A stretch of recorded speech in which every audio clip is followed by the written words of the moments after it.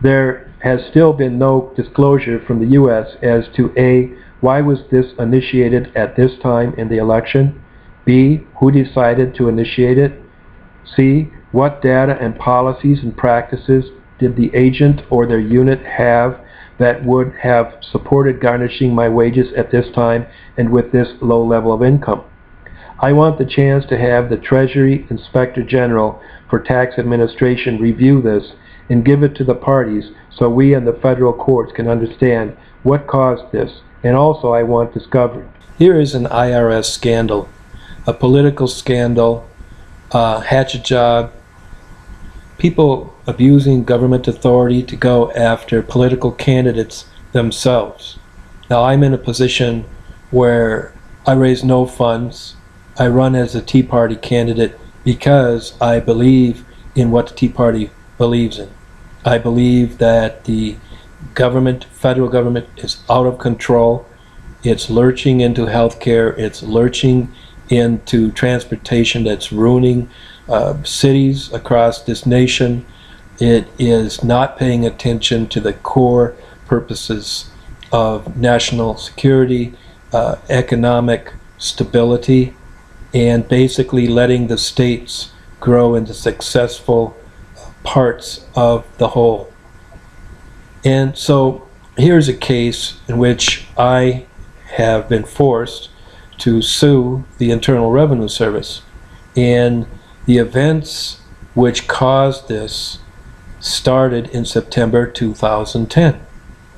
And again in November 2010. So throughout all that time, I was being targeted by government agencies, state of Minnesota agencies and U.S. agencies. So this one here is a statement of the case. And I'll tell you again, probably many people have figured this out by now, but these events pushed me into bankruptcy. So you'll hear a lot about the bankruptcy law, and it's not something I want to do, but sometimes it has to be there for you. And what I'm trying to do is get a fresh start.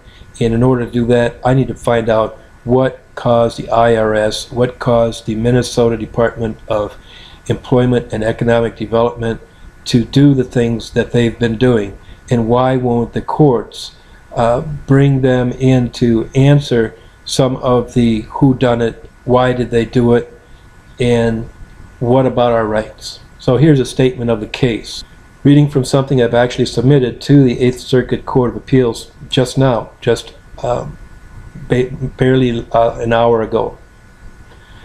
This case is a proceeding in bankruptcy, but with constitutional issues involved as well, including First Amendment and political rights. It is a particularly egregious case of election injuries by the government and by my employer, G2. No discovery has been allowed, and this case has been improperly dismissed just on its face before finding out why the U.S. did this and why G2 did this and why the Minnesota Department of Revenue, what I call MDR, participated, and the state of Minnesota did these things to appellant. Fairly read, it is not a tax refund action at all, as the U.S. earlier contended and the district court improperly agreed, but it does seek turnover as a core bankruptcy proceeding of about $1,000 wrongfully withheld and conveyed to the U.S. that should be part of the estate and exempted, and that my tax liability be correctly determined. It also seeks the records of all the appellees as an accounting of why these funds were not turned over and to support the damages case. The central allegation regarding 2010 to the present is that the appellee's actions taken as a whole wrongfully collected and conveyed to the U.S. about $1,000, creating a huge hardship for appellant's family and severely impacted my ability to pursue my First Amendment rights to pursue federal office. And that money needs to be turned over, returned to me as part of my fresh start under bankruptcy. All government entities who are appellees in this case, and also the 8th Circuit case 13-1114 regarding the emergency unemployment compensation benefits, have consented to waive any assertion of their sovereign immunity because they filed claims in the bankruptcy case. And An aside, even if they had not filed a claim, they waived sovereign immunity at the Constitutional Convention in Philadelphia through the Bankruptcy Clause, authorizing Congress to enact a bankruptcy code. That code, at 11 U.S.C. 106, waives sovereign immunity for all the claims here, including damages claims as against both the U.S. appellees and Minnesota appellees. All the adversary proceedings, including a student loan discharge case, were referred to the district court, Magistrate Judge Jeffrey Keyes, because they involve bankruptcy proceedings. All the government entities advanced the unlawful position that the district court has no bankruptcy jurisdiction, although in the case of the IRS, they just refused to discuss any bankruptcy jurisdiction and submitted to the court reasons why it lacked bankruptcy jurisdiction outside of bankruptcy court. Now, appellant argues that the bankruptcy code vests jurisdictions in the district courts, who then delegate limited powers to the bankruptcy court, so it is impossible that Magistrate Keyes did not have bankruptcy jurisdiction. The tax issues cover two periods of time. One, the first period begins in 1992 until the present. It consists of double taxation as already found by the U.S. District Director, but not remedied, resulting in the loss of thousands of dollars more. And for our family, that's a big deal. I understand for many families that would not be. Two, the second begins during the fall election campaign of 2010. Actions were taken by appellees during my congressional campaign, and the garnishments began the week following Election Day, resulting in a number of weeks where I only received $35 income as my emergency unemployment compensation was eliminated and my wages for my part-time job garnished at about $72 weekly, where my wage for hard labor was only about $100 weekly. They continued until just the time in February of 2011 when I was able to file a new emergency unemployment benefits account that paid me, and actually that was a state unemployment benefits account that paid me some money each week, and that was made effective December 5th, 2010. Then the garnishments mysteriously disappeared with no explanation. About 2 weeks after the garnishments began, I had received a refusal in writing from G2 to end the garnishments because they left me with such a small amount each week that it violated the hardship requirements. The loss to me in wages during a period in which I had all my emergency unemployment benefits cut off to $0 payment each week was about $1,000, and this suit asked that that be turned over by either the employer or the U.S. because it was wrongfully taken, conveyed, and withheld by the combination of the IRS, the Minnesota Department of Revenue, and the employer G2. The Minnesota Department of Revenue is the unitary creditor for the state of Minnesota and collects overpayments and is involved in all revenue regulations for the state, and was involved in this scheme to deprive me of any income except extreme hardship, including $35 income for a number of weeks, and taking $1,000 away while withholding any during this election period. That's any unemployment compensation. Collectively, this deterred me from running and left me with little financial capability to pursue election while that should have been available to me, violating my First Amendment rights. The treatment of my tax obligations and government benefits during this period by the federal and state governments violated my rights to due process in violation of the 14th and 5th Amendments. The bankruptcy court forwarded all adversary proceedings to the district court, who has dismissed them all except the student loan discharge sent back to the bankruptcy court. And the Department of Education has since stipulated that my student loan should be discharged based on our financial situation now, and a scheduled trial date was stricken from the calendar. The IRS's present position that there remain no bankruptcy adjudication is called into question since the final judgment in the student loan case has still not been entered, so it's still ongoing. The court below improperly dismissed all of the claims in this case because he ruled he has no jurisdiction over any of the claims under the bankruptcy provision. He found that 11 U.S.C. 106 does not waive sovereign immunity, and ruled out any of the administrative proceedings which people not in bankruptcy can use to get refunds. However, nowhere on the record has appellant sought a refund. I have sought a turnover of the funds wrongfully collected through the U.S. and G2. I have sought proper distribution of my tax obligation after the U.S. District Director ruled that I was unlawfully taxed twice for the same years, 1992 to 1996. I have, in another related adversary proceeding, sought turnover of my entitled emergency unemployment compensation benefits wrongfully withheld. And I have sought damages for the actions of the IRS, Minnesota Department of Employment and Economic Development in 13-1114, and Minnesota Department of Revenue and G2. After appellant filed the first amended complaint, document 18, defendants filed 1. Internal Revenue Services motion to dismiss for lack of jurisdiction. 2. Defendant Minnesota Department of Revenue's motion to dismiss for lack of jurisdiction, and defendant G2's motion to dismiss. Magistrate Judge Jeffrey Keyes recommended granting all the motions and imposed pre-filing restraints on appellant. This appeal followed. Appellant contends that the district court improperly failed and refused to exercise proper jurisdiction over core bankruptcy issues, violating my rights under the bankruptcy clause, improperly disregarded the abrogation and waiver of sovereign immunity of both the United States and the state of Minnesota, failed to allow the fresh start intended by Congress in passing the bankruptcy code and related jurisdictional statutes, allowed unconstitutional takings of my federal and state benefits, and unconstitutionally wrongfully refused to even consider a turnover of my $1,000 withheld in violation of the hardship statutes by G2 and the IRS. Wrongfully refused to consider restoring my EUC benefits withheld and the role of MDR in filing a claim as a unitary creditor for the state, waiving sovereign immunity in the bankruptcy proceeding, and wrongfully refused to allow examination and discovery to determine the debts actually owed to either the U.S. or MDR as part of a bankruptcy proceeding to give me a fresh start.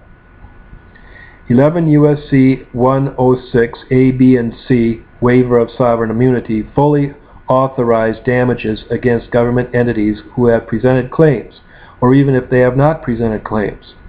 The district court, the magistrate being a non-Article 3 judge with far less knowledge of the special area of bankruptcy law than the non-Article 3 bankruptcy judge, erroneously used the old version 11 U.S.C. 106 and cited precedents such as Nordic Village, which held before Congress clarified and updated the law, and the U.S. Attorney wrongfully presented this outdated version.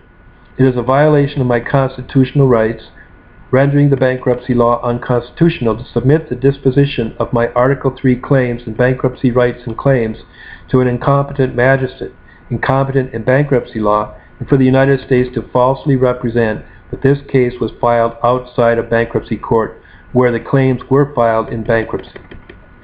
Statement of the facts. The U.S. and MDR have filed claims in appellant's underlying bankruptcy case for taxes owed. Quote, the U.S. filed a proof of claim September 14, 2011 in the amount of $8,248 as claim number 11-1, amended as 11-2. The state defendants through DOR filed a proof of claim October 17, 2011 for $1,869 as number 17.1. These amounts have not been discharged. The Department of the Treasury has also placed liens on plaintiff's property, which remains with the estate. Even though a discharge was granted to me, and whether or not I could still convert with leave of bankruptcy court to Chapter 13 and form a plan, these debts still exist and need to be calculated as concerns both U.S. and the Minnesota Department of Revenue. Allegations of 2010 to 11 wrongful collection. This case begins with a particularly egregious act by my employer, G2. During my campaign for the U.S. House in 2010, the U.S. and G2 arranged to garnish my wages for past years at about $72 weekly. Complaint at 11. There has still been no disclosure from the U.S. as to A, why was this initiated at this time in the election? B, who decided to initiate it? C, what data and policies and practices did the agent or their unit have that would have supported garnishing my wages at this time and with this low level of income? I want the chance to have the Treasury Inspector General for Tax Administration review this and give it to the parties so we and the federal courts can understand what caused this, and also I want discovery. The garnishment commenced the week after the election, which occurred November 2nd, 2010. Because my weekly earnings were about $100, leaving me with about $28 weekly, there could have been no garnishment, because that is barred by the hardship violations. Plaintiff protested to the employer, but G2 refused to lift the hardship garnishee, although directly asked in writing by plaintiff, and this heavy tax collection burden continued through February 2011. G2 still asserted at district court as the basis for their motion to dismiss and failure to state a cause of action that it enjoys complete and absolute statutory immunity to impose absolutely any level of garnishment, up to and including my entire wage, to pay to the U.S.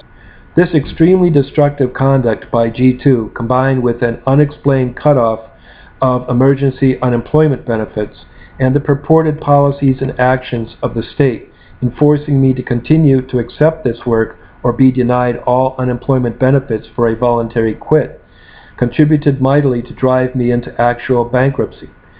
Complaint 9. Appellant filed Chapter 13 on July 6, 2011, about 8 months after the U.S. and G2 began garnishing my wages to reduce my weekly base pay to $35, while Minnesota Department of Revenue and Mindeed collected the money by forcing me to continue to work in this position while the money was being withheld and conveyed to the IRS. The complaint describes a set of facts which, if proven, would give rise to the relief sought. G2, together with the U.S., began to garnish plaintiffs' wages at about $72 a week. Plaintiffs' wages were only about $100 per week. Plaintiff protested to the employer, but G2 refused to lift the hardship garnishee, although directly asked in writing by plaintiff, and this heavy tax collection burden continued through February 2011. Coincidentally, perhaps that was the time plaintiff broke the stranglehold by establishing a new unemployment account which paid $174 weekly. After that, the garnishment was reduced to $25 for each paycheck. Thus, the United States, by illegally and knowingly collected and attempting to collect taxes from 1996 to the present for years for which no taxes were owed, acted together with G2 and the state of Minnesota in violation of the hardship provisions in 2010 to 11, November to February, for a total of about $1,000, leaving plaintiff with $35 weekly to live on throughout that period.